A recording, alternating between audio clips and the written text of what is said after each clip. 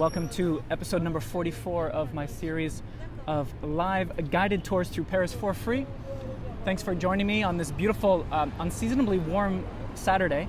We are looking at the second arrondissement of Paris. Hello, Heather Jackson. You're the first live name that I see.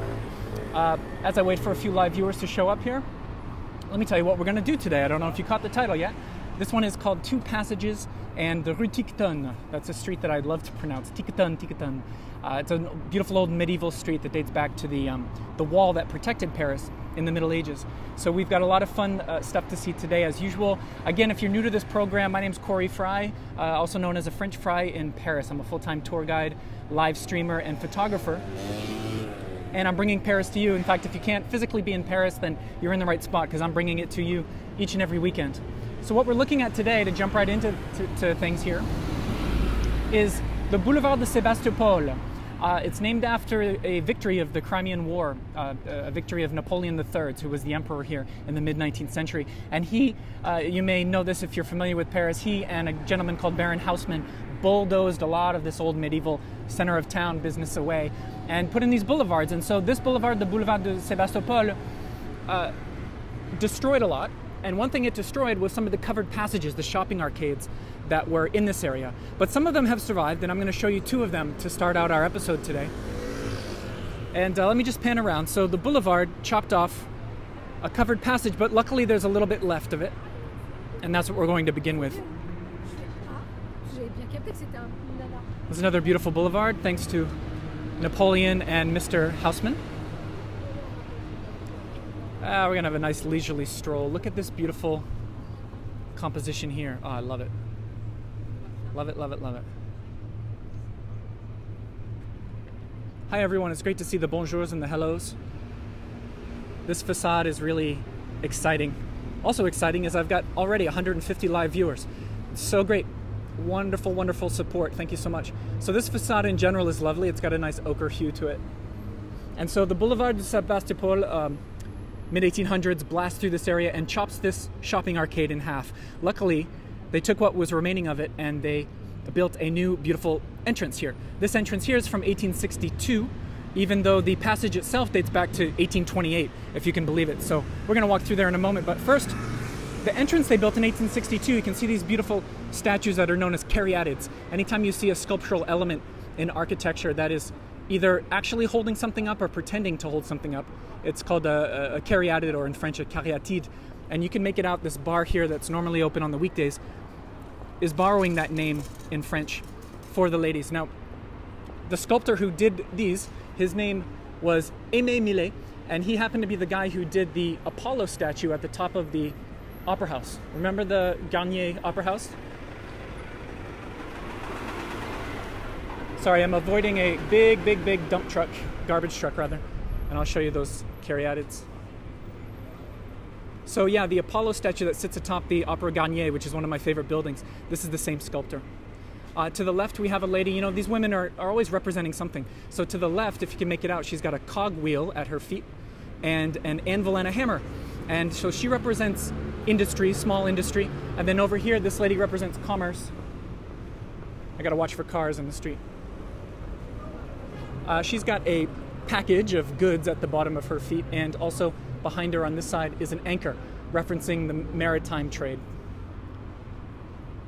So small industry on the left, commerce on the right. Dead center, you have the keystone, as it were, of the archway there. There is, you probably can't make it out in the video, but it's a little beehive up there with some bees swarming around. The beehive was serving as two symbols in Paris in the 19th century. One was economic prosperity and activity, so that was the beehive with, you know, all the worker bees flying around, and also it was a symbol for the Bonaparte Empire. Napoleon III, the guy who bulldozed away part of this passage and put in all the boulevards, was the nephew of Napoleon Bonaparte, and so they always represented themselves with eagles and beehives and things like that. If I step up just a couple of step back rather. I'd love to step up if I could, but we can't get any higher. I don't know if you can make it out, but really nice balcony up there. People are living up there, residential apartments, and there are 4 sculpted heads of ladies up above each window there. And I don't know if you can make that out, but I can tell you in person that each of those women has a different hairdo, 4 different hairdos for 4 different women. So there's no mass-produced quality, which is what we love about Paris. Again, if you're just joining me, this episode is number 44, Two Passages and The Rue Tiquetonne, beautiful medieval little alleyway. So let's enter this passage. I don't know if you saw the name when I was showing you the arch, but it's called the Passage Le Bourg Abbé.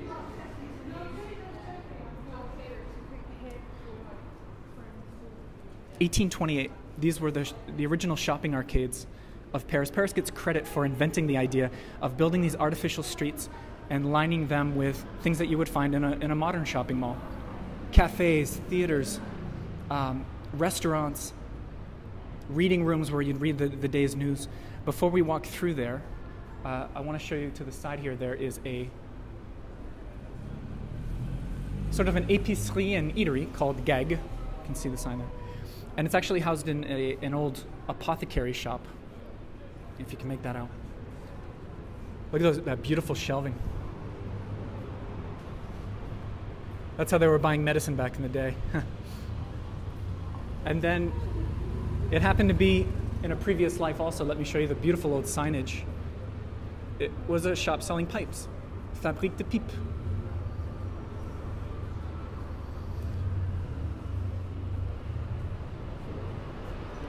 They've got, because it's an eatery and they sell a lot of pork and Iberian hams and things, they've got some funny signs here if you can make it out. So gras means fat, like grease and fat. So this says we have good fat, 100% natural fat with vitamins and omegas, and it says flat belly guaranteed is what it says there at the bottom.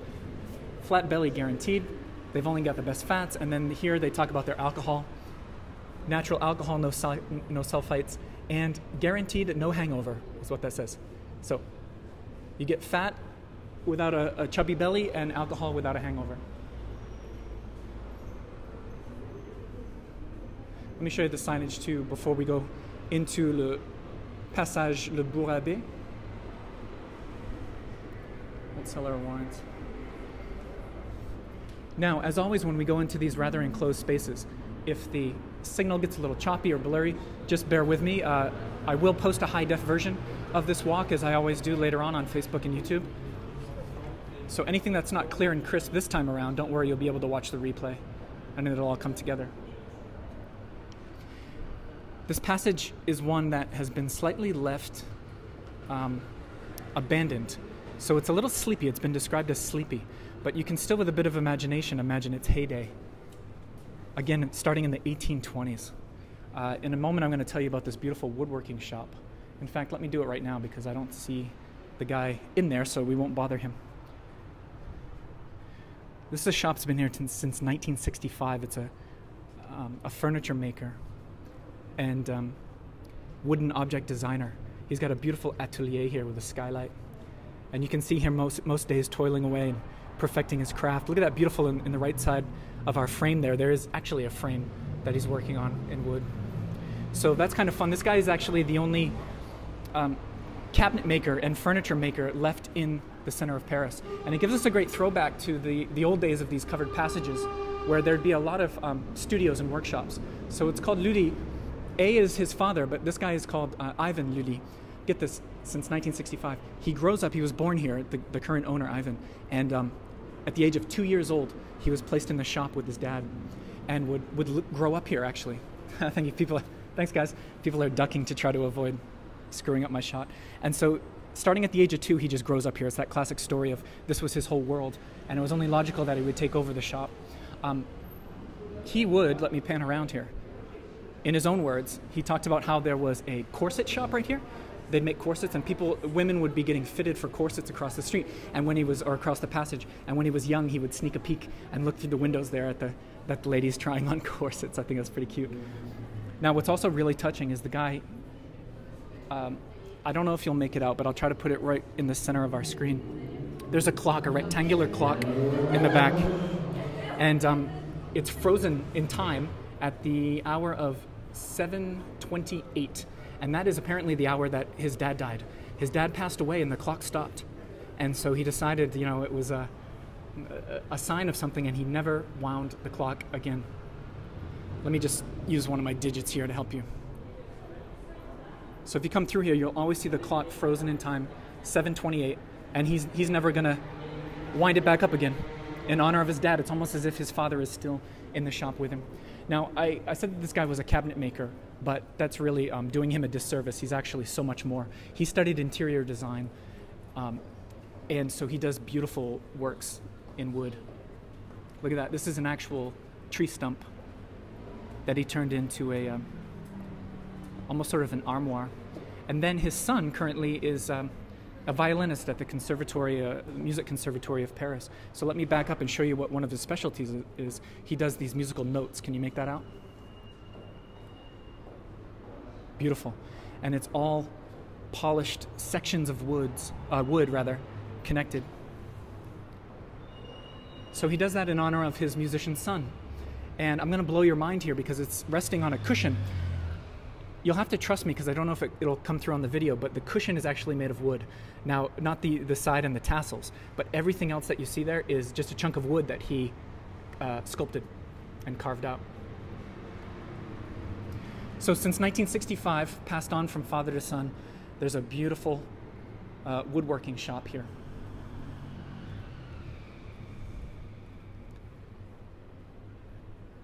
Before I leave, I want to point out in 1862, when they did the entrance with the Caryatids that we admired, they popped in a little barometer right in the center there. And the barometer is fun around the edge. It says pluie with rain, or variable, or beau, meaning a nice day, or very, very dry, or storms. Let's practice my backward walking here just to give you something a little more cinematic. 224 of you live. Thank you, thank you, thank you. Otherwise, I guess you're watching the replay at this point in the future. And hello to the future. Thank you for watching. This is episode 44 of my free guided tours of Paris each and every weekend.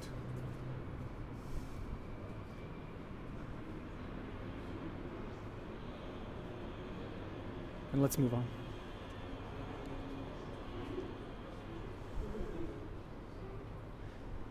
So a barometer behind us and a nice clock up there. Also frozen in time, that clock. And then I want to give you one last look at the old signage here. I love these passages for their throwback quality. Gravure, meaning engravings. These are the old mirrors, by the way. They would, let me show you this. They would put mirrors underneath the lights to reflect the light and to illuminate the passages better. So that's a fun composition there, seeing a reflection of the other lamp. All right, let's move on because we got some other great stuff to see. We've got another shopping arcade to roam through. You'll see this one's very quiet. There aren't a lot of shops open on a Saturday, but the next one will be the opposite.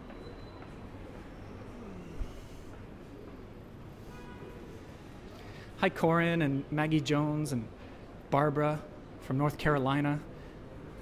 I see you all there. I can't say hello to all of you, of course, but I do see you there, and I appreciate the support, and I appreciate your presence, straight up presence. Here we're in between the two passages because we are going to see two today. There we're looking down a street called the Rue Saint-Denis with a beautiful little church there and gorgeous quality of light. Let me not get hit by the car. Later on, I'm going to do a tour extension of this for my Patreon members, for the Frites, private extension of this tour, and we're going to go a little bit further down that street, and I'm going to tell you about its medieval history. One last look at our passage here, and you can see the name there, Bourg-l'Abbé.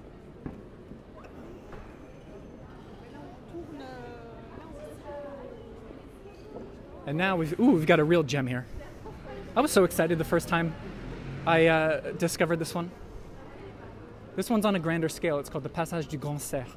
Cerf, S-E-R-F, is a deer. And you'll see some representations of deer in this shopping arcade. But the entrance is glorious.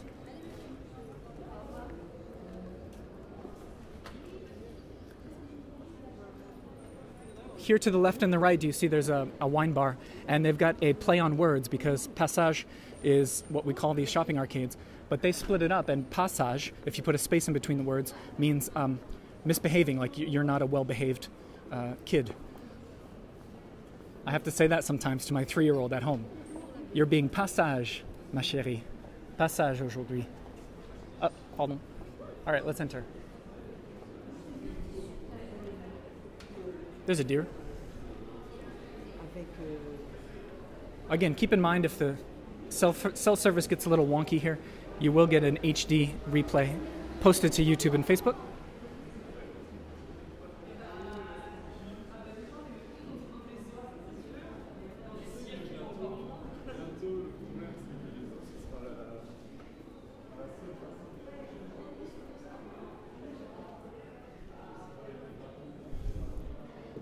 This is the passage. You know, we've got maybe 15 or so covered passages that are in working order today.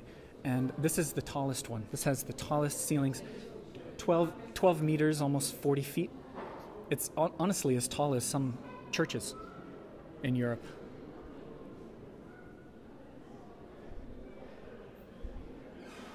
And I'd be remiss if I didn't show you what we've walked past already. I want to really give you the feeling like you're here.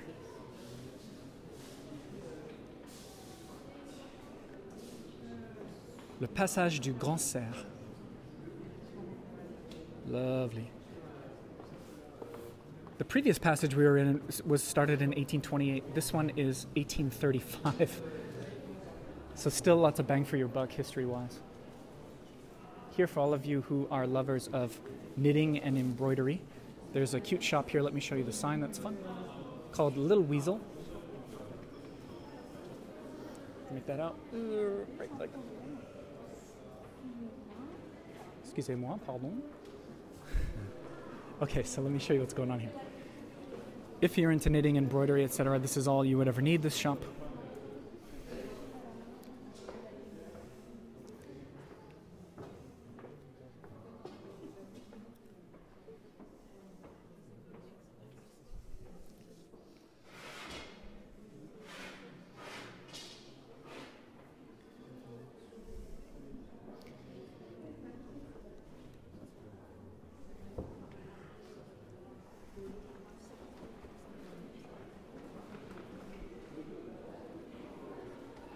I've always liked this visual.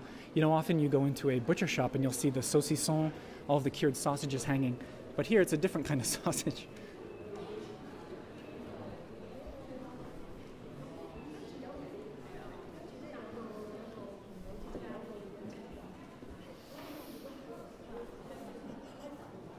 So that's called the Little Weasel, L-I-L, Little Weasel. Interesting it's in English. I guess they probably do have some English-speaking clientele. And then it bleeds over onto the other side as well. Right there.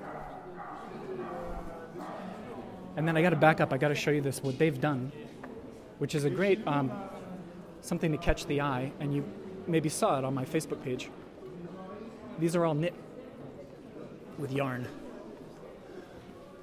Try to get a little closer. You can see that.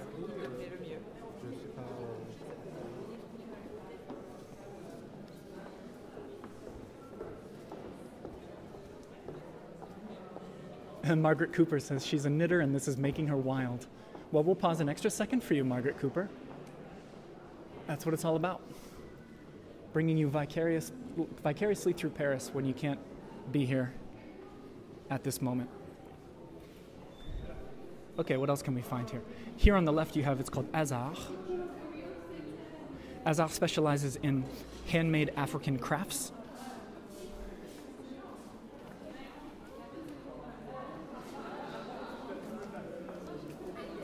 Some paper-mache animals. This is, I really like this. Look at this. These are actually made out of recycled paper bags. Or I should say plastic bags, rather. Plastic bags, if you can see that. I'll try to give it to you in the mic.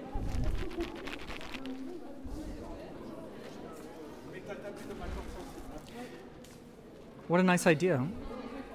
To get all those plastic bags out of Africa, or anywhere for that matter, and turn them into something.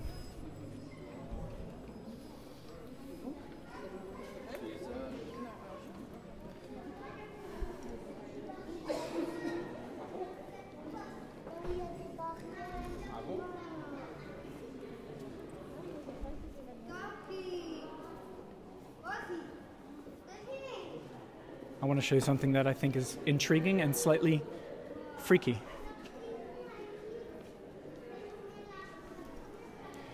So these right here. If you look closely, they are decorated and carved, but they're clearly a bone with the marrow taken out. And I hope that they're animal bones and not something else. I don't know, what do you think those are supposed to be? Maybe for napkins at a dining table? Some kind of big ring? Anyway, who knows where those bones came from? Somewhere in Africa.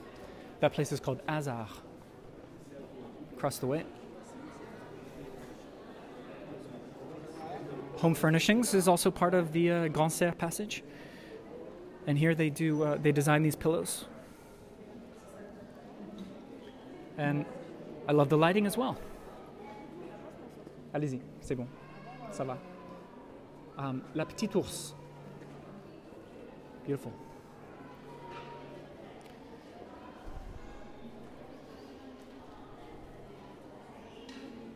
Yes. Natalie Hayes. How's it going, Natalie? Natalie says maybe those are souvenirs from the catacombs.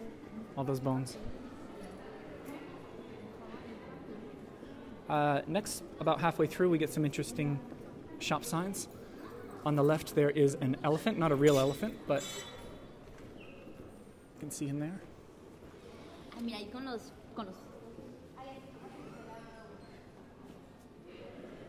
And across the way, a dragonfly. Try to show you that. Let's try to get the lit side of this guy. There we go.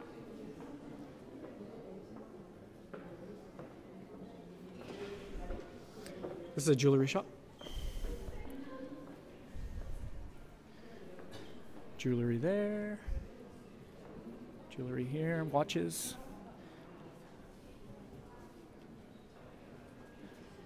But then I'd say, aside from the yarn, one of the true highlights of this passage is the two locations of this company called Rickshaw, this shop. What they do is they specialize in old antique objects that are specifically what you might find in colonized parts of Africa or India back in the day. So let me try to show you the window here.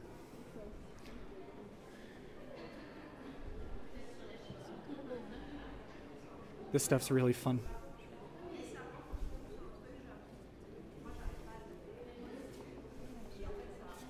And they've always got these. I've photographed these a few times. It's always fun. You can grab these letters.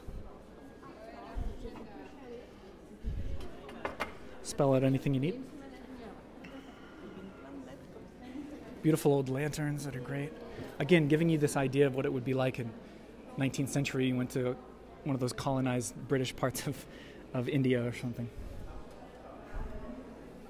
Key. It's got some heft to it.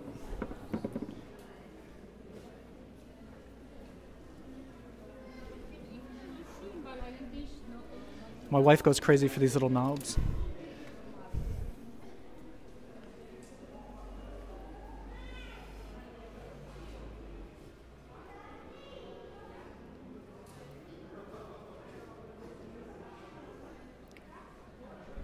Yeah, Patty Lindsay says she loves those old fans. Me too. The kind of fans that you could chop a finger off.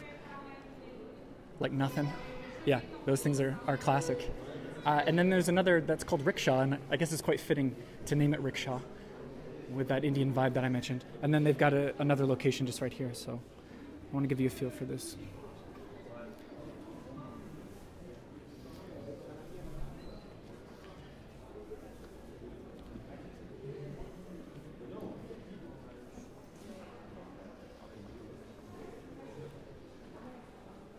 All these little treasures.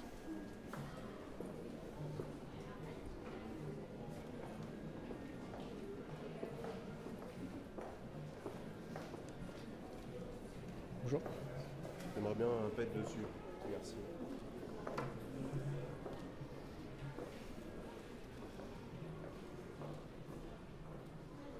Okay, that was Rickshaw. That's the passage.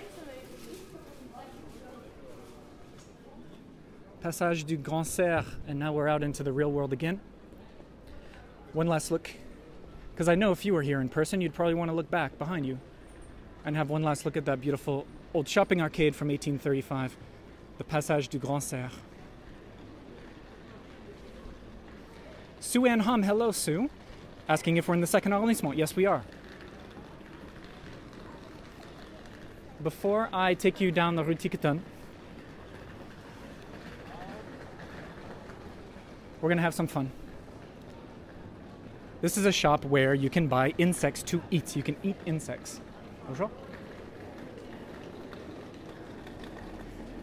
Alors, ça s'appelle comment?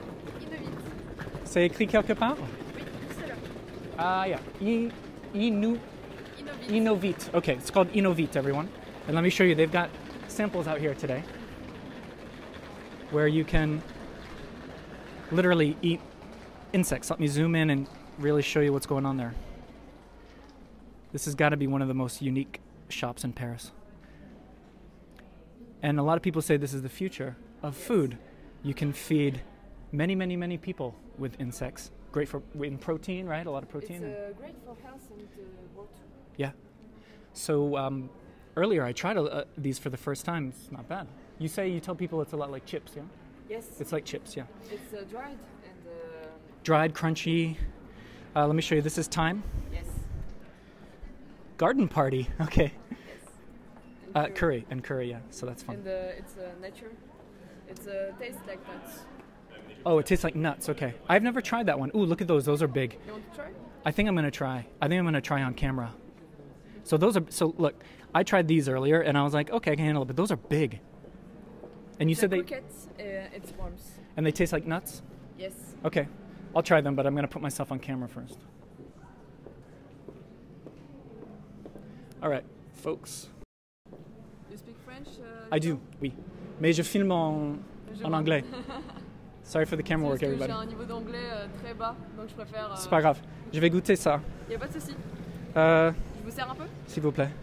Donc ça, c'est les criquets. Bah, bon, en français, c'est les grillons. Oh, these are crickets. Okay, here we go.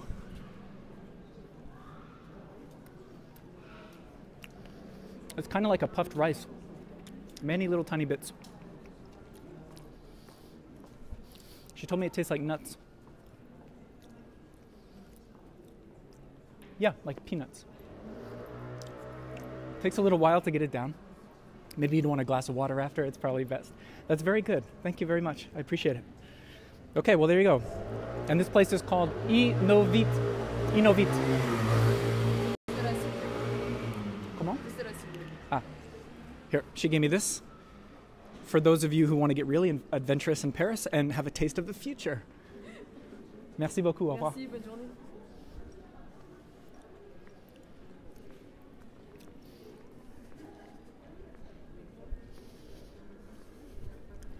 I didn't know I'd be eating bugs today on camera, but there you go.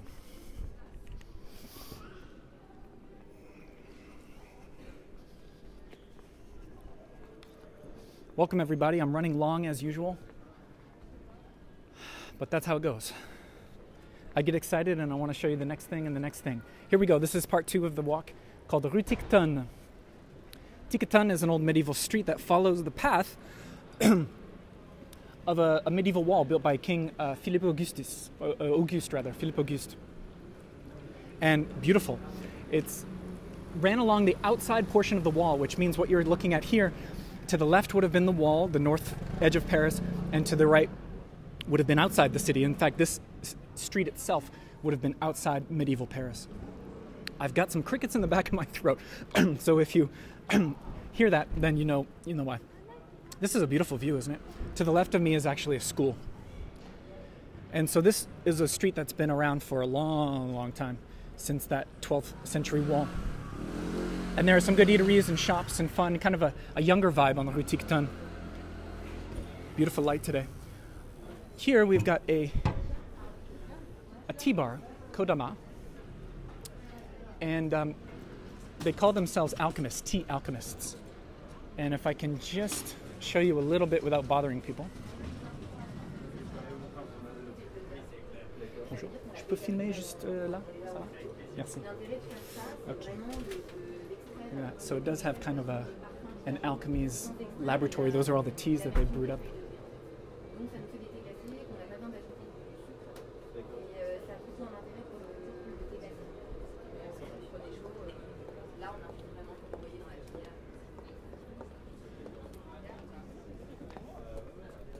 So that's called Kodama. It's the first thing I wanted to show you on the Rue Tiquetonne.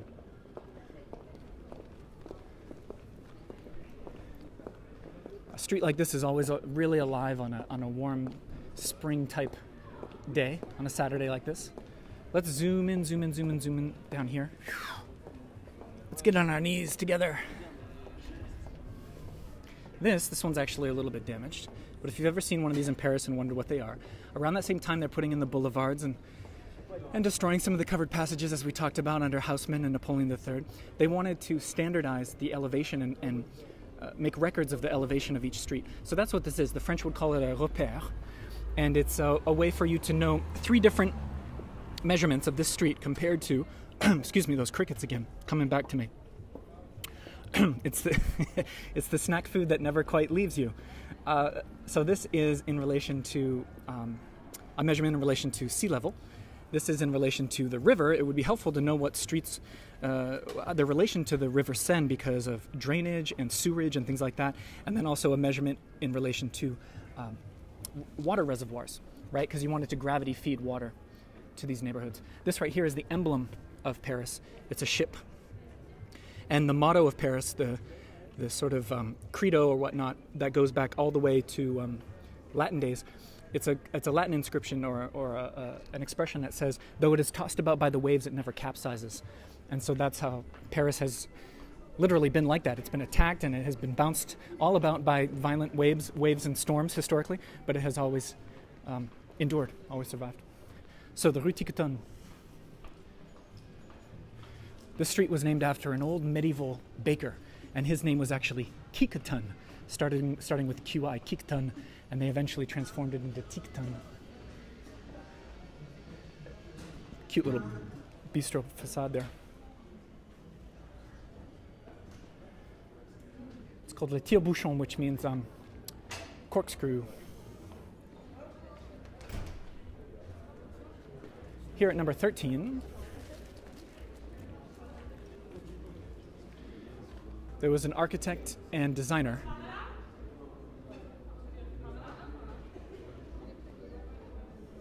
It was an architect who worked on the Palais Royal. He worked on Saint-Sulpice as a designer and architect, and so he lived here. He built this for himself, if I'm not mistaken, and of course it's lovely, it's beautiful. People get to live in there nowadays.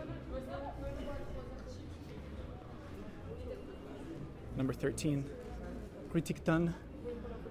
This place, if you want a cocktail. D'accord, s'il vous plaît. No. There's a girl asking if I wanted to film her. Maze is a cocktail bar. The interiors are described as Baroque chic, whatever that means, and they have DJ sets and things. They're open till 2 a.m. On the weekdays, 5 a.m. on the weekends.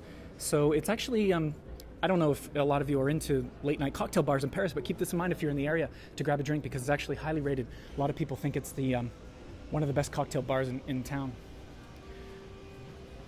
Anytime I'm on the Rue Tiquetonne, I like to get down nice and low to show the pattern of the cobblestones. Let me turn around here. Because we're here to admire the big details and the small. Can you make that out? They could have just put a normal grid pattern and it would have been on a lot faster that day. But what's going on here?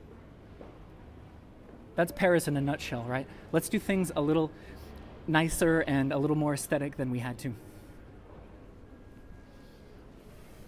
And a little doggy.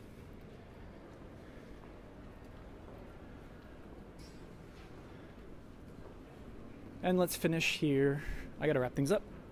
I want to tell you about two things here. Dalmata is a relatively new pizza place, and they specialize in that old style, authentic Naples style pizza. You know, like big, like chewy dough and beautiful mozzarella and whatnot. I shouldn't be filming this girl. So Dalmata, come here for pizza. And then up here we have a 18th century shop sign. Look at that beauty. This represents, it says right there at the bottom, à l'arbre à liège. And an arbre à liège is actually a cork oak where they extract cork to make corks. So they probably sold wine there, I would assume. So since the 1700s, that thing's been up there. It's apparently the only shop sign left of a cork tree of this type in Paris, and so that's a nice little historical tidbit. And then let's finish here. So we're going to wrap things up here. I'm going to show you the end of the Rue Tiquetonne in the second arrondissement. Thanks for joining me, folks. I hope this was able to transport you a little bit from wherever you are in the world to the heart of Paris on this beautiful, warm Saturday.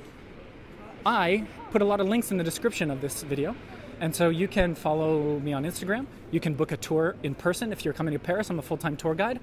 And you can also support this project and help it survive and thrive by becoming one of our lovely members on Patreon. And you can find the link there as well in the description.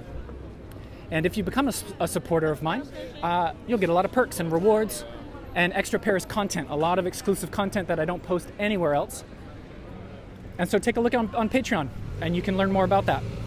I appreciate all the support that I have, and I appreciate any future support as well. Let me finish here with that view.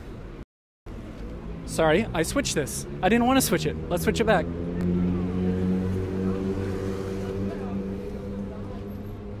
Okay, folks, we're going to wrap up this episode number 44. I hope you enjoyed it. Remember, if you can't bring yourself to Paris, I'm going to keep bringing it to you. Free guided tours by a legit full-time tour guide every single weekend. And now I'm going to switch over for you freaks, for my Patreon members. We're going to do a private extension of this tour. We're going to keep the good times rolling, as it were. And I'm going to show you, let's see, what am I going to show you? A beautiful painted mural, an old location of a medieval gate of Paris, an entrance. I'm going to show you some beautiful sculpted religious details, a great specialty shop that specializes in curtains and tassels. So that's what we're going to extend the tour with today. And then we'll have a little cafe chat. We'll go sit down, have a drink and a talk. Okay, so that happens in our private Facebook group. I think you know where it is by now. Otherwise, the rest of you, I'll say goodbye. Thank you. Au revoir from the second arrondissement, and I'll catch you on the next video. Take care, everybody. Have a great day.